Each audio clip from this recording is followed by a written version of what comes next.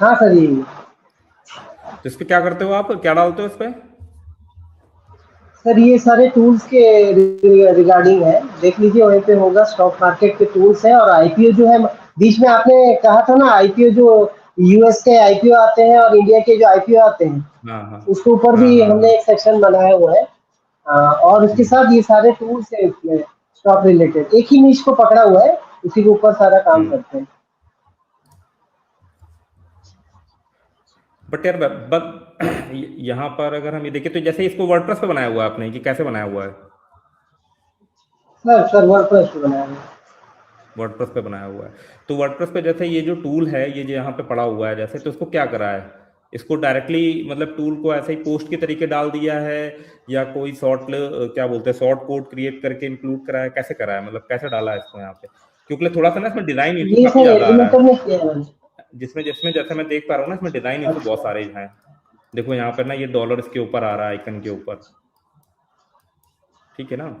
ये छोटी छोटी चीजें सर होती हैं, ये बट जैसे अभी एलिमेंटर में किया है मैंने ये लास्ट, हाँ, चीज। जैसे क्या है ना कि लास्ट में अभी हमारे साथ जस्ट भाई जुड़े थे ना, तो किसी भी वेबसाइट का, जैसे टूल वेबसाइट का जो होता है ना, वो डिजाइन इंपॉर्टेंट होता है। मतलब उसमें इस तरीके की चीजें नहीं होनी चाहिए, ओवरलैप नहीं करनी चाहिए। तो होगा क्या ना कि बंदा एक बार तो आके यूज करेगा ना, बट वो आपके वेबसाइट पे दोबारा कभी नहीं आएगा। क्योंकि भाई बहुत सारे टूल लोगों ने बना रखे हुए हैं। जैसे मान लो CAGR ऐप पे अगर हम क्लिक करें, अच्छा, ये आपको दिखाई नहीं दे रहा होगा ना, हाँ नया सर। टैब में ओपन हो जा रहा है ना। एक मिनट में दिखाता हूँ इसको, यहाँ पे ओपन करते हैं। मैं जो डिजाइन की बात कर रहा था ना, वो ये बात कर रहा था। ये अब दिख रहा है डिजाइन, ये देखिए ओवरलैप कर रहा है यहाँ पे, ये यहाँ पे ये कितने टूल बना डाले हैं अब तक लगभग आपने? सर बहुत सारे होंगे, इसी स्टॉक के रिलेटेड ही हम्म। होंगे, 20-25 तो होंगे ही। तो ये आप मतलब कि मैनुअल उस पर डालते होगे टूल ना। देखिए यहाँ पे जैसे टाइटल ही नहीं आ रहा है, इस जगह पर कुछ लिखी के नहीं आ रहा है, ब्लैंक आ रहा है यहाँ पे, ये नोटिस कर रहे हो आप? दिख रहा है आपको? हाँ ठीक है ना? हाँ सर तो ये जी। मतलब ये ये थोड़ी सी ना प्रॉब्लम है ये। हाँ, तो इसको और सर कैसे रेक्टिफाई करें? मतलब ये मैंने एलिमेंटर में ये किया तो है, मतलब प्लगइन ये आता है जो। ये तो देखिए क्या है ना, ये टेक्निकल प्रॉब्लम है। ये तो मतलब आपको टेक्निकल लेवल पर ही सही करना पड़ेगा, थीम के लेवल पर जो भी एलिमेंटर में आपने करा होगा ना, उसमें आपको सही करना हाँ पड़ेगा सर। ये। प्लस जैसे आपने जैसे ये आर्टिकल लिखा, ठीक है, इस पे कुछ डिटेल डाली, तो इसमें एक आप अच्छा सा इमेज भी बना करके डालो कैनवा से। क्योंकि कई बार क्या होता है ना, आपका आर्टिकल कंपटीशन होने की वजह से नहीं रैंक करता, बट आपकी इमेज रैंक कर जाती है, तो वहां से भी क्लिक्स और ट्रैफिक आते हैं। ठीक है, तो SEO हाँ के लिए तो फीचर इमेज तो इमेज का होना ही कब का चाहिए बनाया एक। हुआ है? हाँ, एक दो इमेज जो है ना, वो आर्टिकल में होना जरूरी है। ठीक है, अगर आप आर्टिकल लिख रहे हो, टूल में हो या ना हो चल जाता है, ठीक है ना, बट आर्टिकल में तो जरूर होना चाहिए। हाँ। अच्छा अच्छा, ये जो sir US IPO GMP IPO section जो है, उसमें थोड़ा थोड़ा अभी यूएस में रैंक कर रहा है थोड़ा थोड़ा। अच्छा, कहाँ, गूगल में? हाँ गूगल में, और ये बिंग में भी इम्प्रेशन, सर। हाँ। अच्छा, बिंग, बिंग में भी बिंग थोड़ा थोड़ा कर तो रहा है। हाँ हाँ, बिंग बिंग में क्या है ना, थोड़ा सा इजी है रैंक करना, ठीक है ना, तो बिंग को ज्यादा फोकस हाँ करो यूएस के लिए। ठीक है, बिंग के सर्च कंसोल हाँ में आपने वेबसाइट ऐड कराई है, बिंग वेब मास्टर में? हाँ हाँ हाँ, ये वहाँ से थोड़ा ज़्यादा ही आ रहा है, गूगल के मुकाबले में वहाँ पे ज़्यादा थोड़ा आ रहा है इम्प्रेशन। हाँ। गूगल में तो बहुत कम आ रहा है। मैंने और भी 2-3 वेबसाइट सर्च किया हुआ है, वो सब चल रहा है इसके साथ ही। हम्म। लेकिन चल रहा है, लेकिन वेट करते हैं, कब देखते हैं रिजल्ट कब आएगा। नहीं, क्या बाकी है ना, ये वेबसाइट थोड़ा का सा सब स्पीड भी ठीक है। सही है। मतलब थोड़ा सा डिजाइन इसको थोड़ा सा और अच्छा करो। डिजाइन में थोड़ा सा मतलब होता है ना, जैसे डिजाइन देखते ही समझ में आ जाता है कि इसमें बहुत सारे इंप्रूवमेंट की जरूरत है ना, तो वैसा फील आ रहा है ना ये। मतलब कि कलर भी अगर हम देखें ना, तो थोड़ा सा विजिबिलिटी कलर की कम है, ये यहाँ पे दिख नहीं रहा है। प्लस यहाँ पे बहुत सारी जगह टाइटल नहीं आ रहा है, ठीक है ना। और फॉन्ट के भी वेरिएशन थोड़े थोड़े दिखाई दे रहे हैं। मतलब यही है, इसको थोड़ा सा आप और अच्छा जो है ना, इसको ट्राई करो कि डिजाइन करो। और टूल्स का सेक्शन हो गया ना, वो मतलब थोड़ा सा क्या होता है ना, जैसे आपका होम पेज आया, तो होम पेज में सबसे पहले क्या रखो ना, जो भी आपकी ट्रेंडिंग आ रही वो रख दी।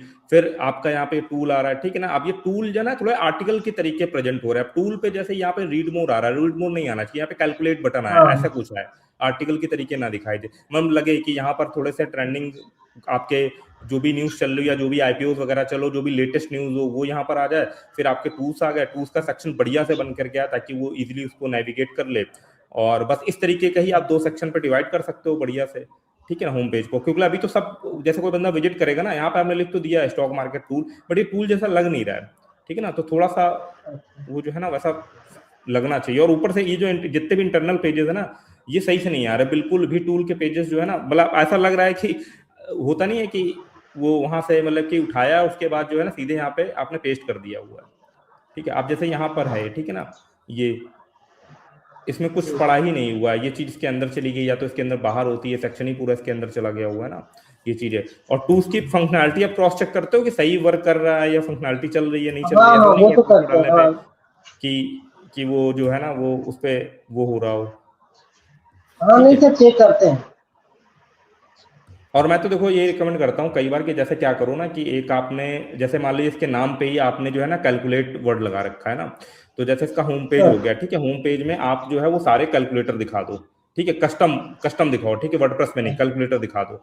वहीं पर ही एक आप लिंक लगाओगे ब्लॉग नाम का, तो जैसे ही हम ब्लॉग नाम पे क्लिक करें ना, तो एक ब्लॉग की सब डायरेक्टरी यहाँ पे खुल जाए ऐसे करके। ये मतलब प्रॉपर सही स्ट्रक्चर मैं बता रहा हूँ, जो कि सैस वाले, क्योंकि सैस भी काइंड ऑफ आप टूल ही वेबसाइट से रिलेटेड मान लो, तो यहाँ पर आपका क्या होगा, यूआरएल पर एक ब्लॉग होगा, ठीक है ना, जैसे जैसे कि फॉर एग्जांपल के लिए यही है, ठीक है, तो यहाँ पर एक होगा आपका ब्लॉग नाम का एक फोल्डर हो जाएगा, ठीक है, blog O G, for example blog, फिर स्लैश करके फिर यहाँ पूरा ब्लॉग जो है इसके अंदर चले, ये वर्डप्रेस जो है इसके अंदर आने चाहिए। होम पेज पर बढ़िया से मतलब आपके सारे टूल जो है ना वो बढ़िया से लिस्ट हो रहे हो, फिर आप इसके अच्छे से बैकलिंक बनाओ, उसको प्रमोट करो, अपने टूल के बारे में रील बनाओ, वीडियोस वगैरह बनाओ, ठीक है, उससे थोड़ा सा इसका अथॉरिटी जो है वो बिल्ड करना जो है ना वो स्टार्ट होगा।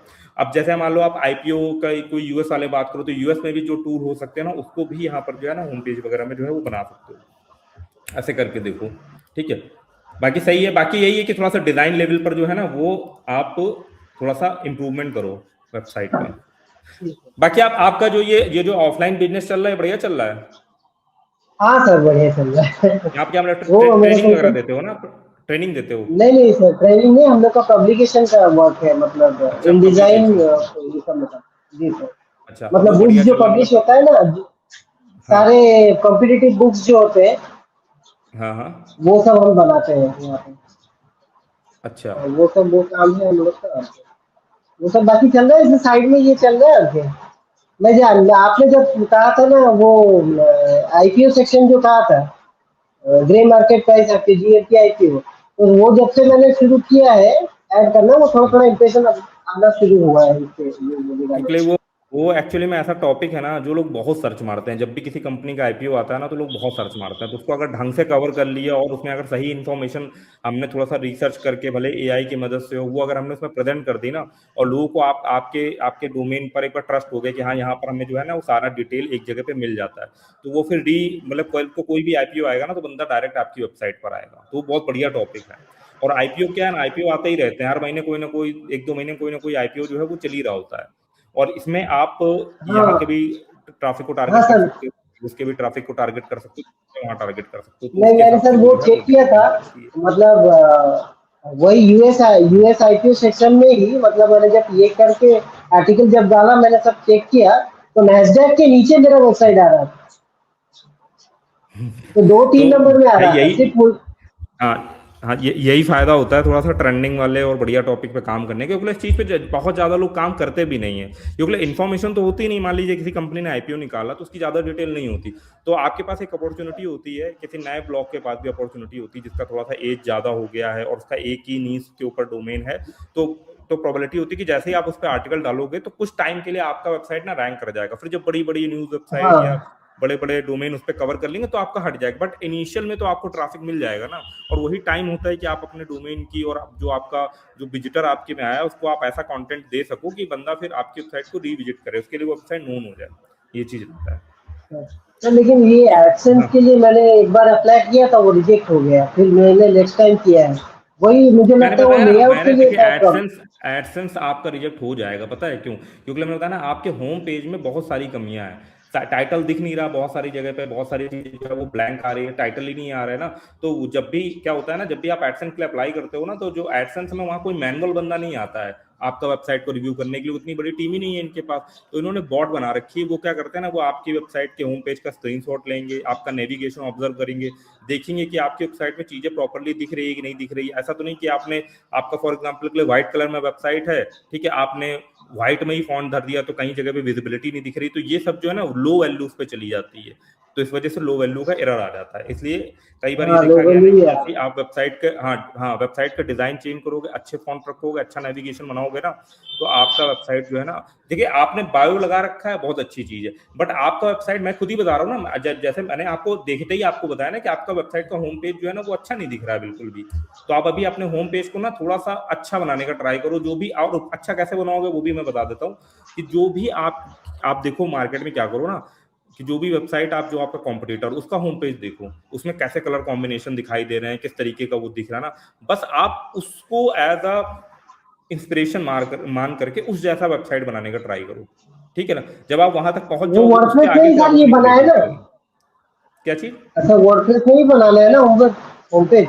नहीं, वर्डप्रेस पे ही बना लो, कोई दिक्कत नहीं, वर्डप्रेस पे बना लो, बट ये होम पेज और अच्छा होना चाहिए। मतलब इसमें बहुत सारी कमियां हैं ना, मैंने बताई ना आपको भी वीडियो हाँ में, कि हाँ। टाइटल नहीं दिख रहा है, सिर्फ फोटो फोटो आ रही है, बट उसके बगल में कुछ लिखी के नहीं आ रहा है। अब ये क्यों नहीं आ रहा है ये पता नहीं, जैसे ये कोई डिजाइन की फॉल्ट है। और एक और भी चीज है ना, कि अभी जस्ट मैंने क्लिक करके देखा कि जैसे ही मैं देखिए आपने, बहुत सारी इसमें गलतियां, जैसे ही मैं किसी, जैसे फॉर एग्जाम्पल के लिए मैं एक बार दिखाता हूँ आपको, जैसे ये है, ठीक है, ये आपका वेबसाइट का थीम आ रहा है ना, दिख रहा है आपको हाँ ना।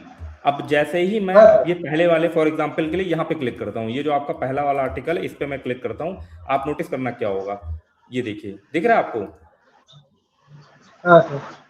हाँ, ये देखो पूरा ऑरेंज कलर में होगा। इसका मतलब ये है कि इस आर्टिकल के अंदर जब भी आपने ये टूल बनाया डाला है ना, तो टूल के साथ जहां से भी टूल बनाया होगा उसमें सीएसएस होगी, वो सीएसएस पूरी पूरी वेबसाइट पे ओवरलैप कर जा रही है, तो 100% लो वैल्यू कंटेंट तो आने ही आना। इवन देखो ये जो बायो वाले में ना, देखो कलर व्हाइट हो गया, इसकी विजिबिलिटी खत्म हो गई, तो ये तो कभी, ये जल्दी एडसेंस में हाँ अप्रूव होगी ही नहीं, ये कभी एडसेंस में ही नहीं अप्रूव होगी, ठीक है ना।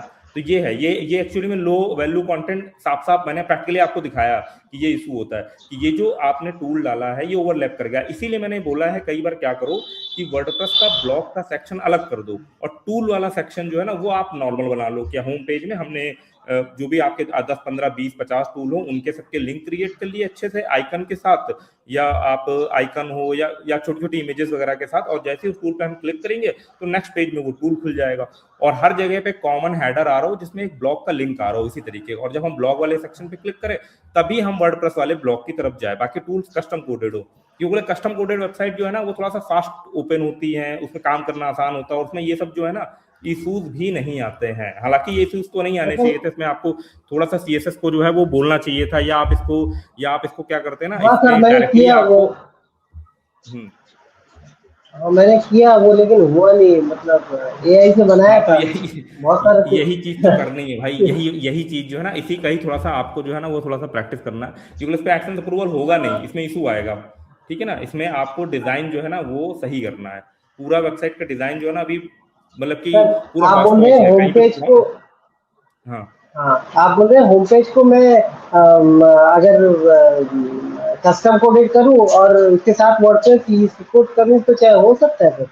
हाँ हाँ, बिल्कुल हो सकता है, वही तो मैं बोल रहा हूँ ना, कि होम पेज में जितना भी टूल वाला पार्ट है वो कस्टम कोडेड करो, और जहां पर भी आप आर्टिकल डाल लो या आईपीओ के बारे में डिटेल डाल लो ना, वो वर्डप्रेस के अंदर डालो, ब्लॉग के अंदर, ऐसा अलग अलग कर लो, अच्छा, हो सकता है।